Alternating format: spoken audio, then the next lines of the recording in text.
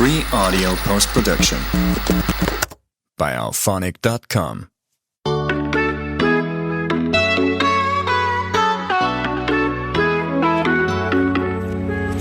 Bonjour à toutes et à tous, bienvenue dans ce nouveau podcast d'ANM, on espère que cet épisode vous plaira. Le lundi 17 mars dernier, Émilie animait une nouvelle masterclass qui s'intitule « Et maintenant on va où ? Les 7 critères pour choisir des outils numériques alignés avec ses valeurs ». Pour celles et ceux qui l'auraient manqué, le compte-rendu est déjà disponible sur notre compte Substack pour les abonnés payants et payantes. Pour revenir à cette édition, au programme ce mois-ci, l'édito d'Émilie, rebond conversion, les tips de Clara, 4 alternatives à Instagram peut-être, mon décryptage sur les featuring, pourquoi sont-ils si incontournables, et la chronique de Lila, Maël et Jonas, le jukebox à Bobs. Sur ce, bonne écoute et rendez-vous le 15 avril pour un nouvel épisode. Bonjour, c'est Émilie et cet édito s'appelle Rebond conversion. On va pas se mentir, la période est déprimante au possible. Sans même parler du climat mondial anxiogène, les artistes font face depuis quelques mois à un concentré d'obstacles plus existentiels les uns que les autres. Suppression drastique des financements, compétition absurde avec un océan de contenu généré par IA et des réseaux sociaux et algorithmes hostiles. Parce que sans argent, sans visibilité et sans personnes humaines en face, difficile d'en vouloir à qui que ce soit de baisser les bras et retourner se coucher en attendant la fin du monde. Mais sommes-nous vraiment sans alternative ? N'y a-t-il définitivement plus rien à faire lorsqu'on ne fait pas déjà partie des happy few qui arrivent encore à tourner et figurer dans les tops ? Je ne crois pas, et je vais vous dire pourquoi. Nous nous sabotons à grande échelle à cause d'un travers collectif inconscient, celui de compter sur les algorithmes pour assurer notre existence, aussi bien en termes de visibilité que de revenus. Que ce soit de manière organique ou à grand renfort de publicité, peu importe, notre réflexe collectif est le même. On s'appuie majoritairement sur les algos parce qu'ils constituent un relais rapide et efficace, hyper personnalisé et massif qu'aucune action humaine ne peut égaler. C'est pour cela qu'on continue de publier sur les réseaux, même lorsqu'ils sont devenus toxiques. Leurs algorithmes ont démontré leur capacité à amplifier des messages à grande échelle. C'est pour cela qu'on continue de sortir des singles à intervalles réguliers sur les plateformes de streaming. On compte sur leurs algorithmes pour être exposés à de nouveaux publics et on sait que ces algos requièrent d'être nourris en continu. Les 3 conséquences de notre travers inconscient sont donc la dépendance, la confusion et l'apathie. La dépendance tout d'abord. À force de nous reposer sur la puissance des algos, nous avons, d'une part, tout misé sur les plateformes au détriment de canaux plus direct to fan, et d'autre part, fini par nous convaincre que nos intérêts et ceux des plateformes étaient alignés. Or, les patrons des réseaux nous l'ont dit clairement en janvier dernier, on n'est pas amis. Résultat, on panique et on stresse face à l'ampleur de la tâche pour trouver des outils alignés avec nos valeurs et complètement repenser nos stratégies numériques. Deuxième conséquence, la confusion et donc la perte de repères. Tout se vaut désormais. Communication, promotion et marketing, même chose. Visibilité et impact, pareil. Annonce et dialogue, quelle différence ? Saturation et adhésion, pareil. Résultat, on pense qu'une bonne stratégie se résume à un plan de communication ambitieux, on court après des vanity metrics de manière obsessionnelle et on procède par ellipse mentale, je poste donc je suis. Troisième conséquence, l'apathie. Malgré le risque élevé et réel de désintermédiation par les plateformes entre artistes et fans, entre lieux et publics, on a abdiqué notre pouvoir en nous résignant à l'impossibilité d'exister sans la puissance des algos. Résultat, on émet des informations, mais on omet de les convertir en action. On court après de meilleures cartes sans d'abord faire au mieux avec celles qu'on a déjà en main. Nos dépendances, confusion et apathie sont un problème. Elles nous privent de notre capacité à agir et renforcent notre asservissement volontaire aux outils numériques. Or, tout l'intérêt de ces outils est qu'ils nous servent, pas l'inverse. La solution est donc en nous et sous nos yeux. Simple et accessible à tout le monde, elle pourrait se résumer à rebond conversion. Si l'on reprend la métaphore du jeu de cartes, il faut penser rebond conversion à chaque fois qu'on a une carte en main, à chaque fois qu'on prend la parole. Une carte en main, c'est une actualité, concert, interview, sortie, qui peut s'illustrer avec autant de contenu qu'on le souhaite. Texte, photos, audio, vidéo, etc. Une prise de parole, c'est un relais qui permet de mettre en valeur chaque carte que nous tenons dans la main et de faire le lien avec toutes les autres cartes par un appel à l'action auprès des fans. Donc on rebondit sur une actu pour la convertir en action concrète. Au quotidien, ça veut dire repartager un lien d'écoute, de clips, de billetterie, de pre-save, de précommande à chaque fois que possible. À l'occasion d'une retombée promo, d'un jour de sortie, d'une annonce de concert, d'un rappel de tout ça. Penser rebond conversion est une approche, un état d'esprit, un réflexe, une méthode. C'est aussi un hack mental qui nous fait du bien et permet de faire mieux avec ce qu'on a, même si c'est bien peu au début. Ça se construit et se consolide au fil du temps. Ça marche d'autant mieux si l'on s'y emploie de manière systématique et dans la durée. Alors évacuons nos pensées limitantes et limitées aux algos. Clarifions nos attentes. Transformons nos intentions en plans d'action. Reprenons la main sur la conduite de nos projets. Allons au bout de nos gestes. Recréons des ponts entre actu et action. Et avançons à notre rythme, même si c'est par petits pas pour commencer. C'est toujours mieux que de faire du surplace.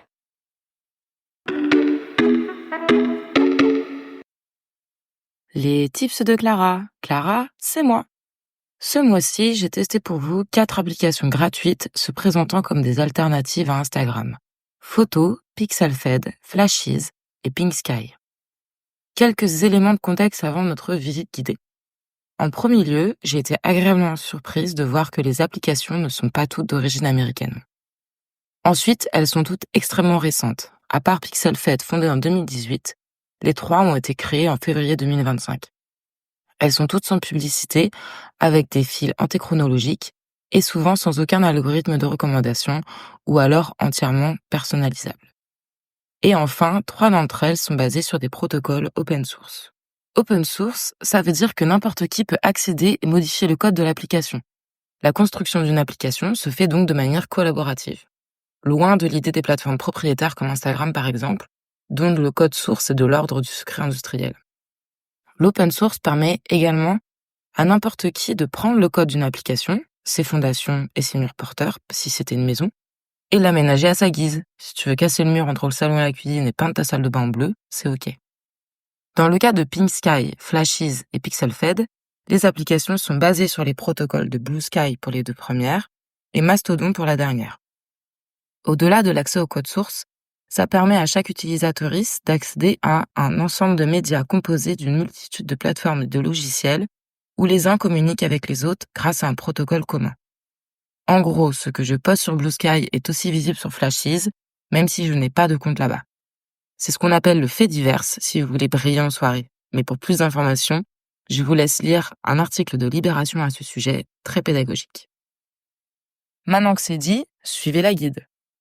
En premier, je vais vous parler de photos. L'application a été créée par un photographe américain, Michael Horwath. C'est une application propriétaire. Elle est gratuite, mais des fonctionnalités payantes devraient arriver. Elle est dispo sur iOS et Android et comptabilise plus de 56 000 utilisatrices. Les avantages, c'est très beau. L'application a été pensée par un photographe et ça se voit. Photo accepte toutes les dimensions de photos sans aucun rognage abusif.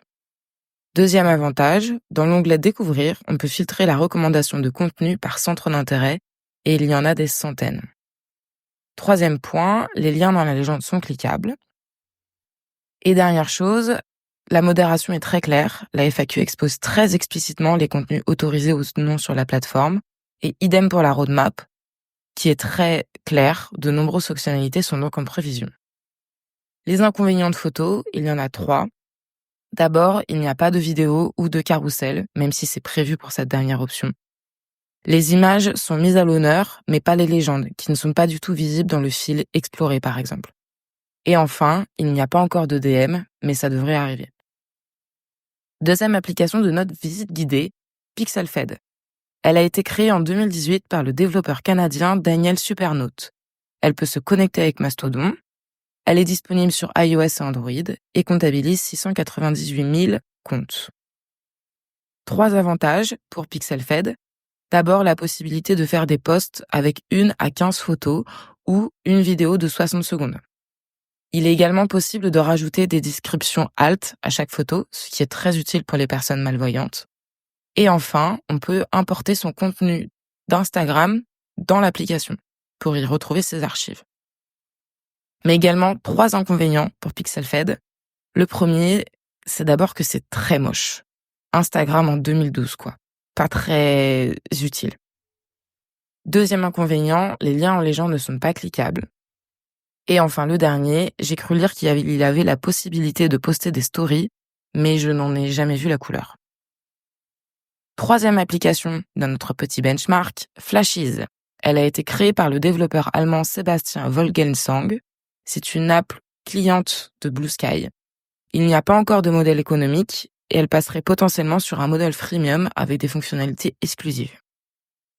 Elle comptabilise aujourd'hui plus de 80 000 téléchargements et elle est dispo sur iOS uniquement.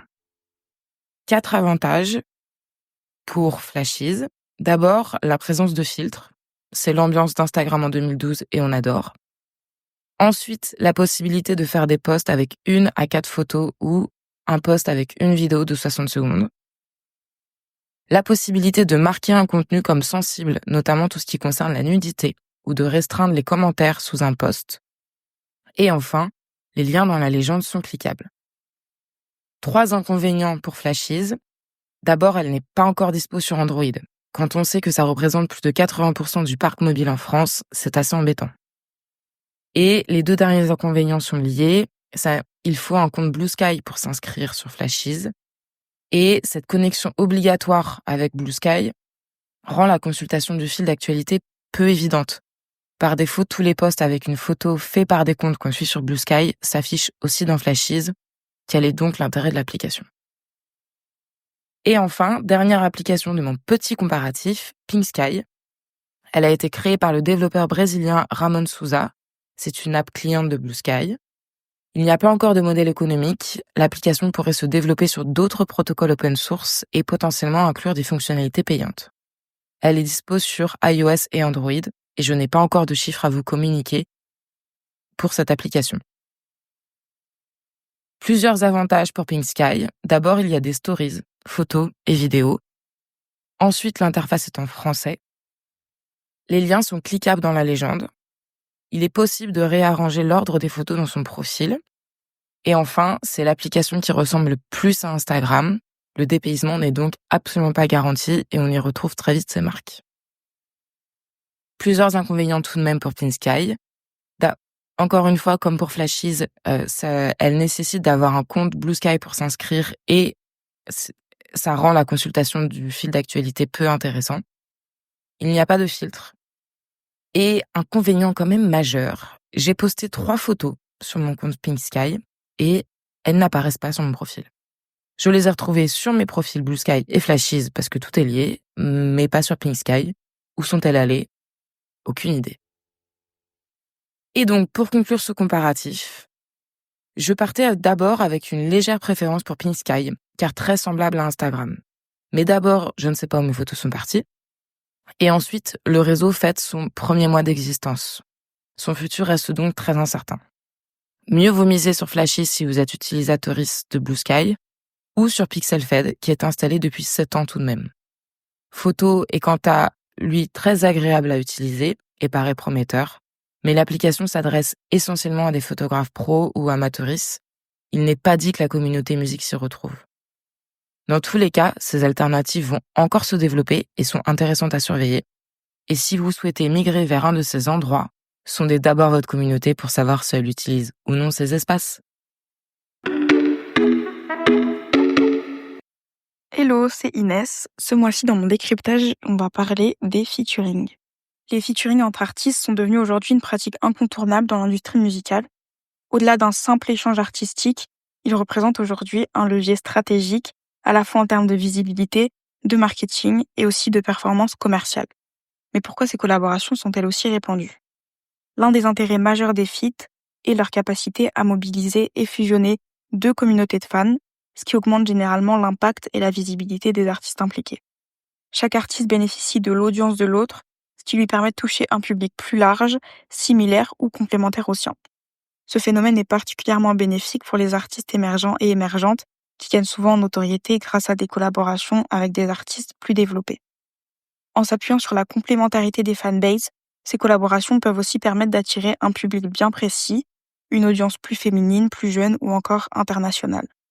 Dans le cas des collaborations internationales, le potentiel est encore plus grand. Spotify for Artists a démontré que les artistes voient leur portée internationale augmenter considérablement quand ils collaborent avec un ou une artiste hors de leur marché intérieur, ce qui montre notamment que ces collaborations sont devenues un moyen privilégié d'atteindre de nouveaux marchés et de s'exporter à l'international.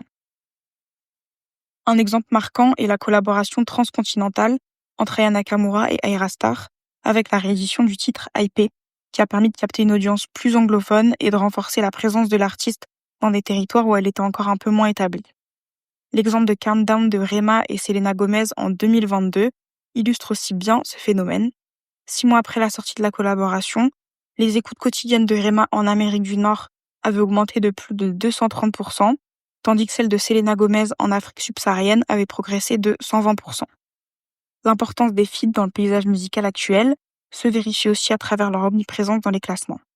La semaine du 7 mars 2025, par exemple, 30% des morceaux du top single étaient des collaborations, un chiffre qui démontre leur influence grandissante sur les tendances musicales. La logique des algorithmes présents sur les plateformes de streaming favorise en effet ces collaborations en proposant les morceaux à un public déjà intéressé par l'un des deux artistes, et ça permet notamment d'augmenter leur écoute sur le titre concerné, mais aussi de donner plus de visibilité à l'ensemble du répertoire de chaque artiste. Un article de Spotify, par exemple, a mis en avant l'impact des featuring sur les performances des artistes. Après avoir analysé plus de 40 grandes collaborations des 12 dernières années, la plateforme a constaté que 6 mois après la sortie d'un featuring, 75% des artistes impliqués avaient vu leurs écoutes augmenter d'au moins 10% sur l'ensemble de leur catalogue.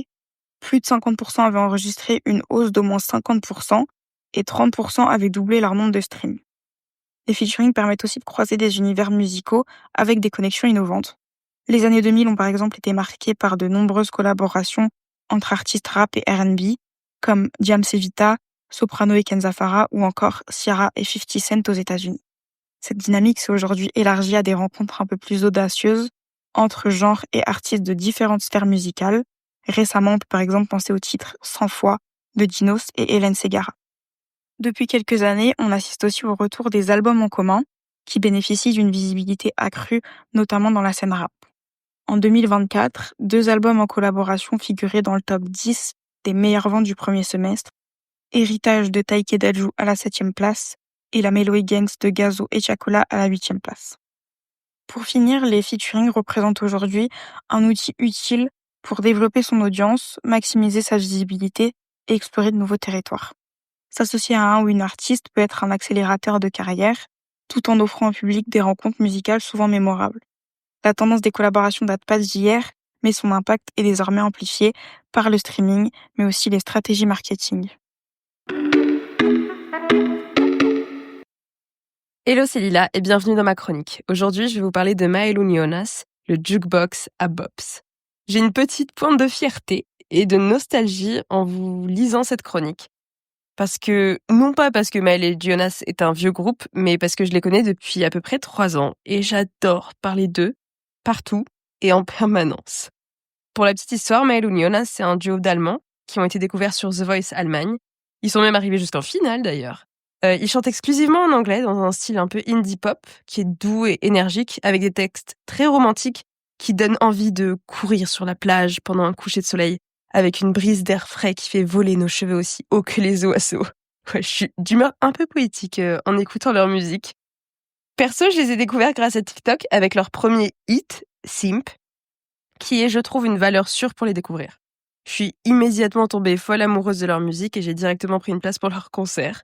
À l'époque, j'étais à Vienne et c'était leur premier concert en dehors de l'Allemagne, dans une salle de moins de 100 personnes, je pense. Mais l'ambiance était vraiment digne d'un stade plein à craquer tellement leur énergie était débordante. Bref, je suis surtout venue vous parler de leur dernier album, sorti fin février, et qui est un banger sur banger sur banger. Chaque chanson a un potentiel de viralité assez dingue, avec des phrases et des mélodies ultra catchy, toujours sur des instrus summer vibes, indie pop en fait. Si vous êtes amoureux, amoureuse, vous allez ressentir chaque onde dans tout votre corps. Et si vous ne l'êtes pas, ce sera quand même le cas. Parce que je sais pas ce qu'ils font, mais je pense que c'est de la sorcellerie à ce stade. Écrire cette chronique, ça m'a juste donné envie d'aller acheter leur vinyle et d'ailleurs, je l'ai fait juste après. Je crois que c'est la chronique la moins rentable de l'histoire. Et ça m'a aussi donné envie de les revoir en concert. Donc si Maëlle und Jonas lisent cette chronique, bitte kommt zu einem Konzert hier in Paris. Ich würde alles geben, um euch wieder live zu sehen. En gros, je viens de leur faire une grosse déclaration d'amour pour qu'ils viennent faire un concert à Paris, je vous le dis tout de suite. Ma chanson préférée de cet album, c'est comme si vous me demandiez de choisir un enfant préféré. C'est assez compliqué. Je pense que pour les découvrir, vous devriez d'abord écouter Simp, mais de leur dernier album, je pense que c'est You're Way Too Beautiful, parce que c'est leur recette parfaite. Une bonne batterie, une ligne de guitare qui groove bien et une mélodie entêtante. Leute, ich liebe euch, danke für dieses Album. Traduction, les gars, je vous adore, merci pour cet album. Et oui, je suis complètement une fangirl. Parce que je suis aussi une fan inconditionnelle de ce que font les Allemands en général en termes de musique, je vous ai concocté une petite playlist exclusivement d'artistes d'outre-Rhin. Bonne écoute! Merci beaucoup d'avoir écouté cet épisode et rendez-vous le 1er du mois prochain pour la prochaine édition. En attendant, si cet épisode vous a plu, n'hésitez pas à vous abonner et laisser un commentaire 5 étoiles. Vous aiderez toujours plus d'artistes à découvrir ce podcast et développer leur carrière.